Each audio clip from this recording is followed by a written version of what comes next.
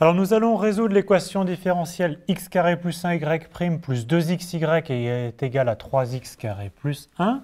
Alors on remarque que le coefficient devant y' qui est x carré plus 1 ne s'annule jamais, donc on peut aussi réécrire cette équation différentielle sous la forme y' plus 2x divisé par x carré plus 1 facteur de y est égal à 3x carré plus 1 divisé par x carré plus 1. Alors, première étape, on va résoudre l'équation homogène associée donc à cette équation ou à cette équation. On va plutôt prendre celle-là. Donc, l'équation homogène associée, c'est y' plus 2x sur x carré plus 1, y est égal à 0, que je peux réécrire de la forme y' est égal à moins 2x sur x carré plus 1, y. Donc, je vais poser petit a de x, la fonction ici qui est moins 2x sur x carré plus 1. Et il s'agit de trouver une primitive de cette fonction petit a de x. Et on remarque que c'est une fonction du type u' sur u, ou plus exactement moins u' sur u. Et une primitive de petit a est grand A de x est égal à moins log de x carré plus 1 qui est bien strictement positif.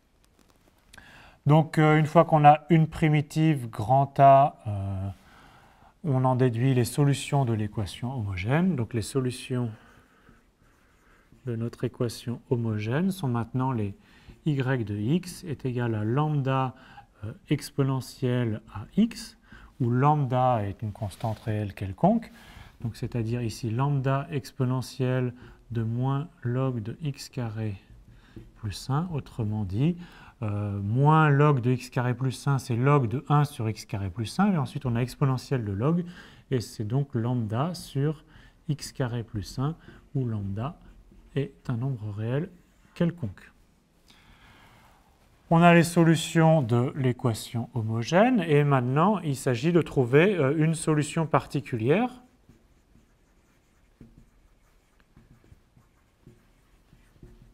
de notre équation initiale E. Alors sous cette forme-là ou sous cette forme-là. Alors là, on peut chercher par différentes méthodes, mais en fait, en cherchant un petit peu à tâtons, on peut voir que tout simplement, la fonction qui a x associe x est solution de l'équation. En effet, si on pose y0 de x est égal à x, alors la dérivée c'est 1, et donc on a 2x fois x, ça fait 2x carré, plus 1 fois x carré plus 1 donne bien 3x carré plus 1, et donc on obtient ainsi une solution particulière.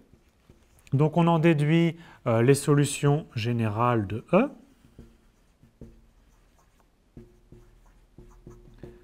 qui sont exactement une solution particulière plus les solutions de l'équation homogène, et lambda appartient à R.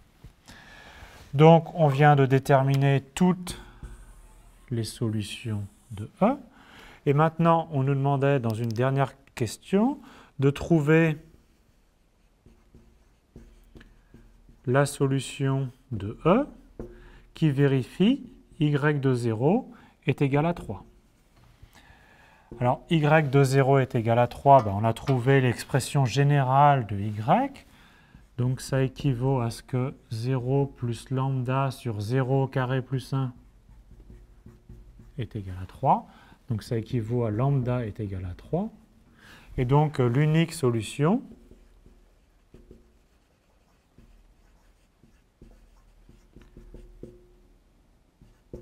qui vérifie la condition initiale y de 0 égale 3, ben c'est celle pour laquelle lambda égale 3. C'est donc y de x est égal à x plus 3 sur x carré plus 1. Alors, c'est normal de trouver une unique solution, c'est une conséquence du théorème de Cauchy-Lipschitz.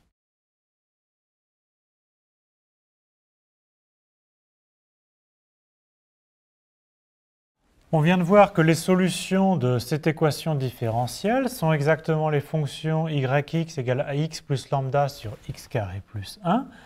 Et donc, j'ai représenté ici, pour différentes valeurs de lambda, le graphe de ces fonctions. Donc, chacun de ces graphes représente un paramètre lambda. Alors on reconnaît par exemple pour lambda égale 3 le graphe de la fonction en rouge ici. Pour lambda égale 0, on retrouve la solution particulière y est égal à x dont le graphe est en bleu ici. Et puis pour différents paramètres de lambda, on a différentes courbes en vert.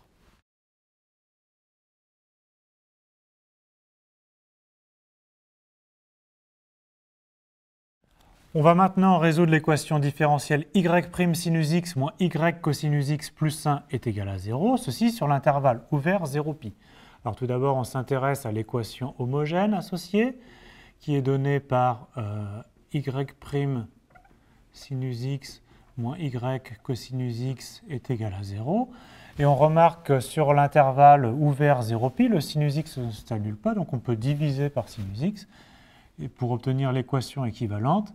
Y' est égal à cosinus x sur sinus x, y. Donc on pose ici a de x est égal à cosinus x sur sinus x. Et donc on cherche une primitive de petit a. Et donc une primitive de petit a est grand A. On reconnaît en fait une expression du type u' sur u. Et donc, c'est log de cosinus de sinus x, qui est bien positif sur l'intervalle considéré. Donc, on a obtenu une primitive de petit a. Ça permet de résoudre cette équation différentielle homogène. Donc, les solutions de l'équation homogène sont maintenant les y de x est égal à lambda exponentielle grand A de x, c'est-à-dire ici lambda exponentielle de log de sinus x, ce qui se simplifie pour donner tout simplement lambda fois sinus x. Ça, ce sont les solutions de l'équation homogène. On revient à notre équation initiale homogène et on va en trouver une solution particulière. Et en fait, on va remarquer, on va en trouver une très simple qui est y0 de x est égal à cosinus x. Donc si on pose y0 égale à cosinus x, y' c'est moins sinus x, et on obtient ici cosinus x au carré, donc moins cosinus x au carré. Ici, on va obtenir moins sinus au carré, donc on a moins sinus carré, moins cosinus carré, ce qui fait moins 1, plus 1, ça fait 0. Et donc, on obtient tout simplement la solution particulière cosinus x. On en déduit les solutions générales de notre équation initiale E, qui sont une solution particulière plus les solutions de l'équation homogène, où lambda est un réel quelconque. Donc ça, ce sont toutes les solutions de E. Maintenant, on nous demandait de trouver s'il existe des solutions. Alors en fait, il va y en avoir une et une seule. La solution de E qui vérifie la condition initiale y de pi sur 4 est égal à 1. Alors on a toutes les solutions de E, elles sont de cette forme-là. Maintenant, on va chercher quelles conditions doit vérifier lambda pour que y de pi sur 4 soit égal à 1. Donc y de pi sur 4 est égal à 1, ça équivaut à cosinus de pi sur 4 plus lambda sinus de pi sur 4 est égal à 1. Alors cosinus de pi sur 4 et sinus de pi sur 4, ils valent tous les deux racine de 2 sur 2. Donc ça veut dire que lambda facteur de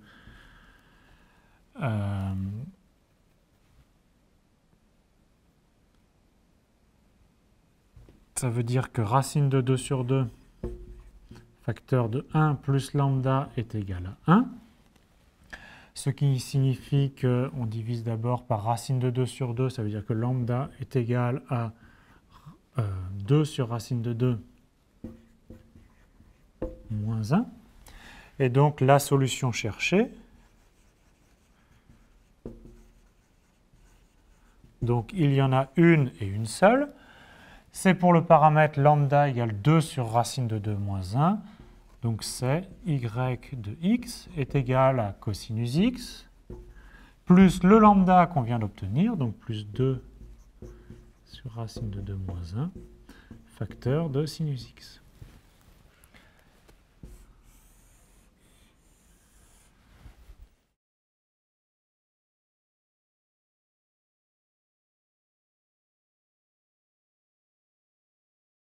On vient de déterminer toutes les solutions de cette équation différentielle. On a vu que les solutions sont de la forme yx égale cosinus x plus lambda sinus x. Et donc, pour chaque paramètre lambda, on peut tracer le graphe de la solution qu'on appelle une courbe intégrale. Alors, pour le paramètre lambda égale à 0, on retrouve la solution particulière cosinus x qui est dessinée en bleu ici.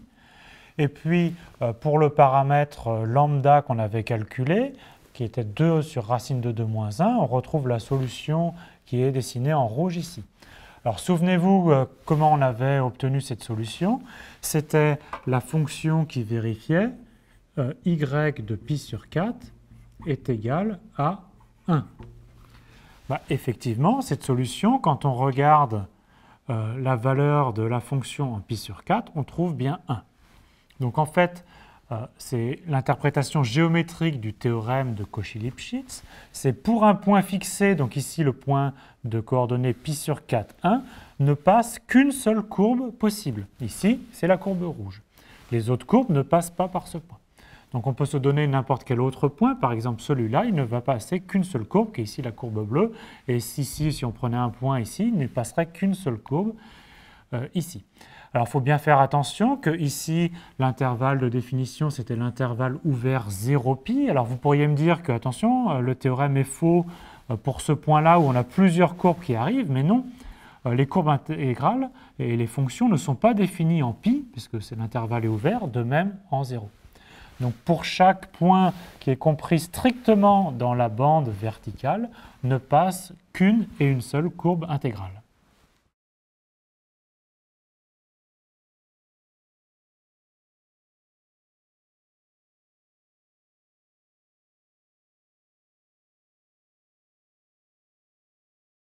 Alors revenons d'abord sur les équations homogènes du type y' égale à a de xy. Alors attention, a ici n'est plus une constante, mais c'est bien une fonction, fonction continue, d'un intervalle ouvert dans R.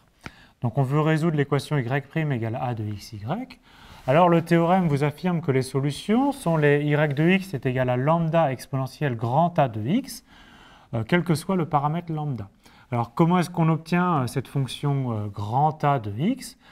Eh bien, grand A de x est une primitive de petit a de x. Donc, résoudre cette équation différentielle revient à trouver tout simplement une primitive de petit a de x, alors ce qui n'est pas toujours possible à expliciter, mais c'est ce qu'on vous demande de faire en général dans les exercices. Alors, une preuve entre guillemets de cet exercice, c'est en fait exactement la même que le cas où a est une constante. On veut en fait résoudre l'équation y', disons y' de x sur y de x est égal à a de x. On a ici des variables séparées, c'est-à-dire on a ici, disons, tout ce qui concerne x et ici tout ce qui concerne y.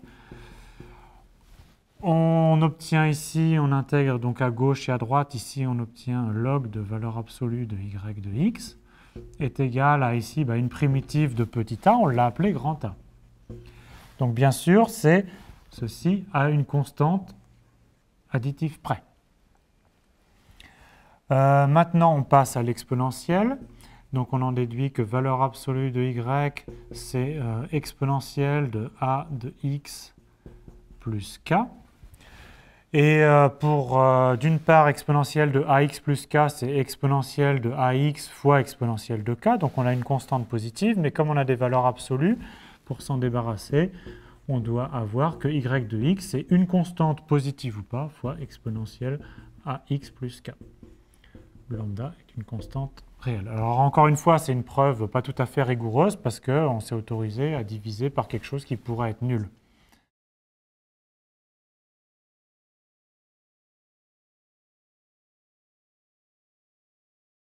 Un résultat théorique très important, c'est le théorème de Cauchy-Lipschitz.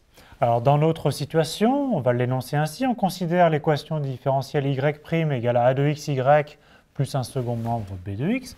Alors, a et b sont ici des fonctions continues définies sur un intervalle i ouvert dans R. Alors, le théorème de Cauchy-Lipschitz s'énonce ainsi. Pour chaque x0 de l'intervalle, et quelle que soit la valeur y0 dans R, il va exister une solution qui vérifie la condition initiale y de x0 est égal à y0. Donc, pour chaque valeur x0 et chaque valeur y0, on peut trouver une solution de E qui vérifie cette équation.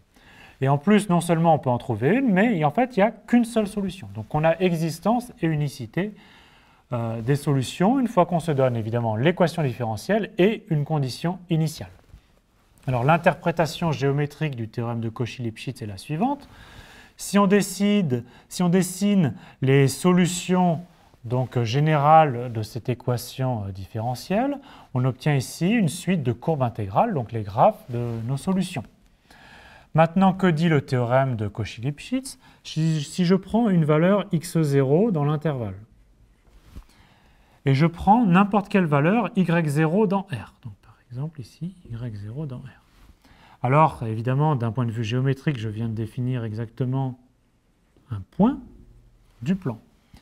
Le théorème de Cauchy-Lipschitz me dit qu'il existe une solution qui vérifie y de x0 est égal à y0. C'est-à-dire que son graphe passe par ce point. Et effectivement, il existe, ici sur ce dessin, une et une seule courbe intégrale qui passe par ce point.